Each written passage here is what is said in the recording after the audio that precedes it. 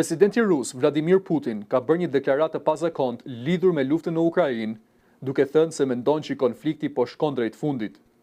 Komenti u bë vetëm disa orë pasi lideri rus kishte premtuar fitore në Ukrainë gjatë paradës së ditës së fitores në Moskë, një ceremoni që këtë vit u zhvillua me përmasa më të reduktuara se zakonisht.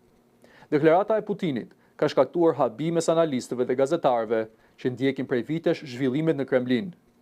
Kreu i zyrës së Reuters në Rusi, Guy Falkenbridge, tha se nuk kishte drejtuar më parë Putinin të fliste në këtë mënyrë gjatë 4 viteve të fundit të luftës.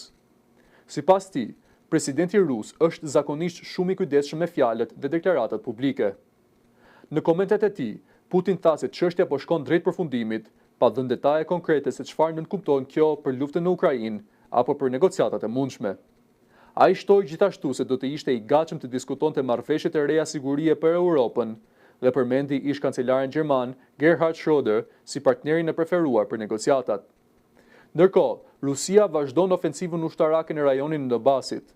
Sipas Reuters, Moska kontrollon mbi 90% të territorit të Donbasit, por përparimi ushtarak rus është skandalsuar ndjeshëm gjatë këtij viti. Kremlini ka bërë të ditur se bisedimet për paqe të ndërmjetësuara nga administrata e presidentit amerikan Donald Trump janë aktualisht të pezulluara, ndërsa lufta në Ukrainë mbetet konflikti më i rëndë në Europë që prej luftës së dytë botërore.